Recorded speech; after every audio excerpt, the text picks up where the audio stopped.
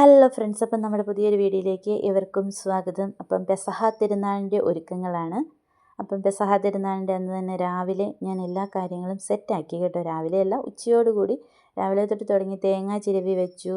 അതോടൊപ്പം തന്നെ ജീരകം വെളുത്തുള്ളി വേണം, നമുക്കത് അരച്ച് വെച്ചു. ഉഴുന്ന് വെള്ളത്തിലിട്ട് കുതിർത്ത് അത് അരച്ച് വെച്ചു.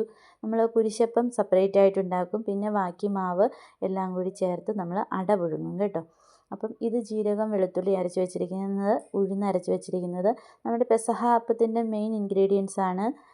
നമ്മൾ അരിപ്പൊടി, വറുത്തെടുത്ത അരിപ്പൊടി, അതോടൊപ്പം തന്നെ ജീരകം വെളുത്തുള്ളി ആവശ്യത്തിന് അരച്ചെടുത്തത്, ഉഴുന്നരച്ചത്, പിന്നെ അരിപ്പൊടി.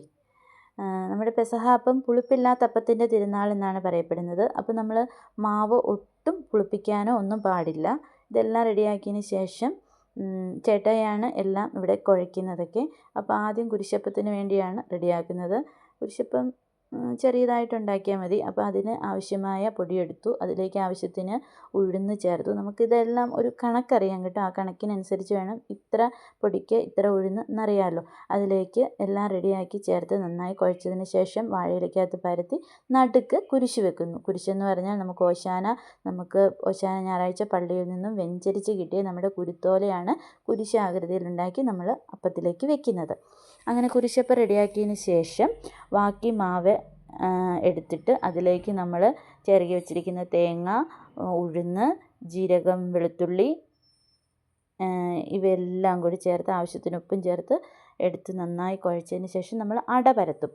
ഈ ഇൻഗ്രീഡിയൻസ് തന്നെയാണ് കുരിശപ്പത്തിനും നമ്മൾ ചേർക്കുന്നത്. കുരിശപ്പം സെപ്പറേറ്റ് ആയിട്ട് ഉണ്ടാക്കുന്ന ഒന്നേ ഉള്ളൂ.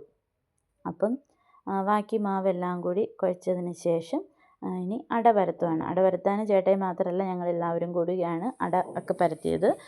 അപ്പം നമ്മൾ എല്ലാം റെഡിയാക്കി എടുക്കുകയാണ്. കുഞ്ഞുങ്ങളും കൂടുന്നുണ്ട് കേട്ടോ അട പരത്താനൊക്കെ. അവരിപ്പം എന്താ പറയുക, അവരറിവായതിന് ശേഷം അവരിത് കണ്ട് കണ്ട് വളരുന്നതല്ലേ. നമ്മൾ ചെറുപ്പം മുതലേ ഇത് കണ്ട് വളരുന്നതുകൊണ്ടാണ് നമുക്കിപ്പോൾ ഇതിൻ്റെ കാര്യങ്ങളെല്ലാം, എന്തൊക്കെ ചേരുവ വേണം ഇതൊക്കെ അറിയാവുന്നത്.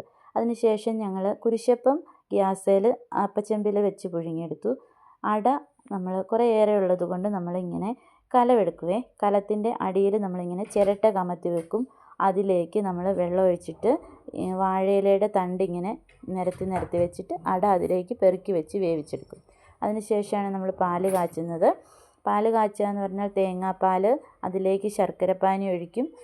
നന്നായി ചൂടായി വരുമ്പം അതിലേക്ക് നമ്മൾ ജീരകം, ഏലക്ക പൊടി ചേർക്കുന്നു. പിന്നെ പഴം ഇങ്ങനെ മുറിച്ച് ചേർക്കും. അതോടുകൂടിയാണ് പാല് കാച്ചുന്നത്. അപ്പം നമ്മുടെ പെസഹ അപ്പത്തിനുള്ള പുളിപ്പില്ലാത്ത അപ്പവും റെഡിയായിട്ടുണ്ട്. ഇവിടെ പാലും റെഡിയായിട്ടുണ്ട്.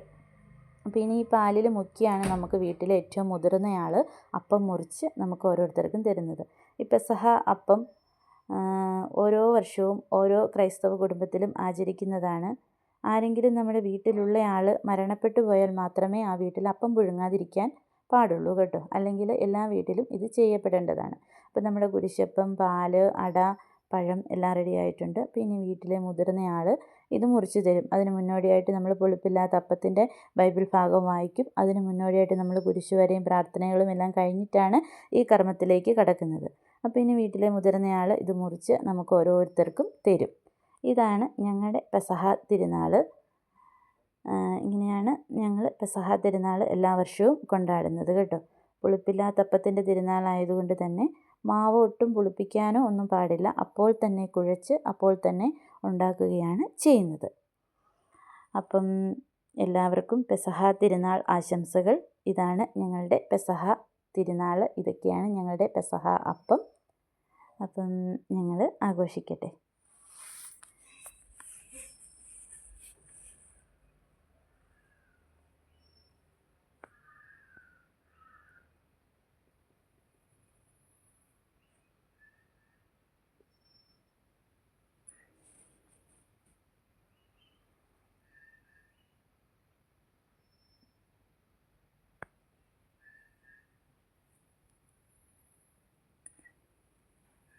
അപ്പം ഓക്കെ, ബൈ.